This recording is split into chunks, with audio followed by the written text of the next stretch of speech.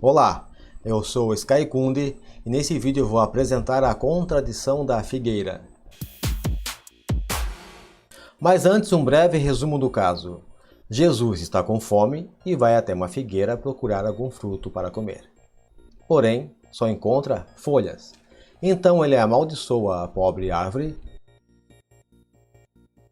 a qual acaba secando.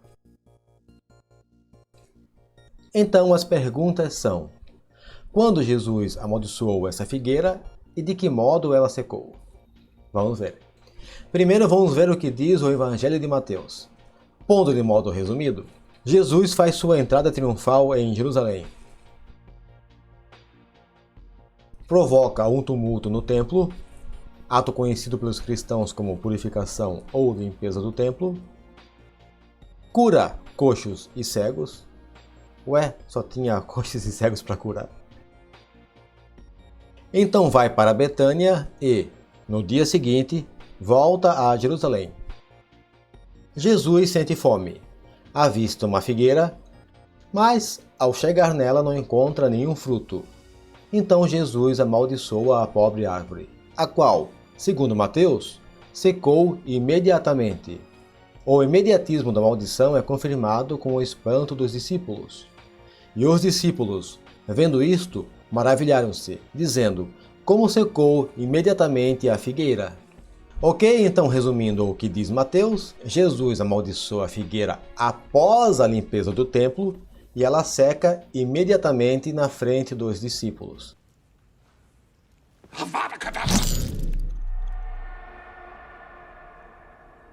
Agora vamos ver o que diz o Evangelho de Marcos. Novamente, de modo resumido, Jesus faz sua entrada triunfal em Jerusalém e vai até o templo. Como já era tarde, decide ir para Betânia. Ao retornar de Betânia, Jesus sente fome. Encontra uma figueira com folhas, mas nela não havia qualquer figo porque, não era época de figos. Então Jesus amaldiçoa a figueira. E os discípulos ouvem a maldição.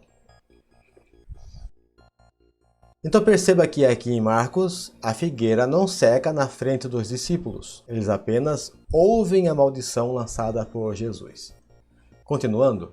Em seguida, Jesus entra em Jerusalém e provoca o tumulto no templo. Jesus sai da cidade e a figueira é vista seca pelos discípulos apenas na manhã do dia seguinte, quando, então, Pedro lembra da maldição. Veja, Rabi, a figueira que o Senhor amaldiçoou secou?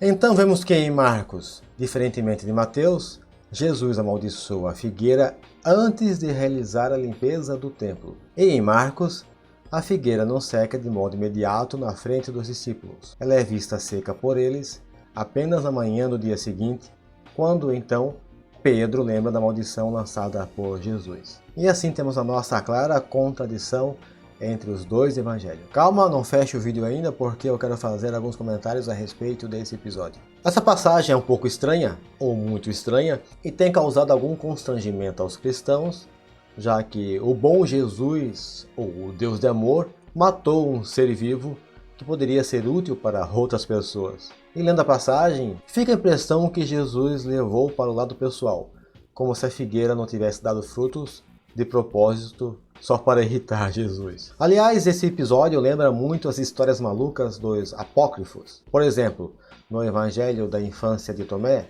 Jesus seca o menino apenas porque ele se intrometeu em uma brincadeira que Jesus estava fazendo em um riacho. Os cristãos justificam essa passagem alegando que Jesus, sendo Deus, usou da sua soberania sobre a vida para passar um ensinamento, um tipo de parábola feita na prática, contra a hipocrisia. No caso, uma figueira cheia de folhas, mas sem fruto, seria como um religioso hipócrita. Mas se Jesus é Deus e Deus é amor, em vez de ter matado a árvore, ele poderia ter feito algo de bom com ela e assim passado um ensinamento mais positivo. Até porque, curiosamente, algo assim ocorre em Lucas 13, onde Jesus, em uma das suas parábolas, usa o exemplo de uma figueira que não dava frutos, mas então ela é adubada e a figueira ganha uma nova chance. E pelo fato da parábola de Lucas não ser encontrada em Mateus e Marcos, e o episódio de Jesus secando uma figueira não ser encontrado em Lucas, o que é estranho, pois Lucas disse que fez uma minuciosa pesquisa a respeito de tudo sobre a vida de Jesus, eu suspeito que o que começou como uma singela parábola de uma figueira que não dava frutos, acabou virando uma história onde Jesus seca literalmente uma figueira. E para fechar, tanto em Mateus 21 como em Marcos 11, temos o exemplo do que eu chamo de passagens fraudulentas da Bíblia, que são aquelas que prometem que os fiéis poderão realizar milagres, tais como Jesus supostamente realizou. Mas, como bem sabemos, esses poderes da fé jamais foram demonstrados de modo convincente por qualquer cristão, e como também bem sabemos, eles vivem dando desculpas bem esfarrapadas para justificar a falta de capacidade em demonstrar a veracidade da fé cristã.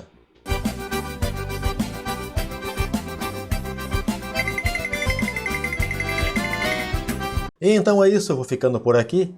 Eu peço o seu engajamento para o canal crescer. Se inscreva, curta, comente e, se possível, torne-se membro para me ajudar a produzir. Até a próxima. Tchau!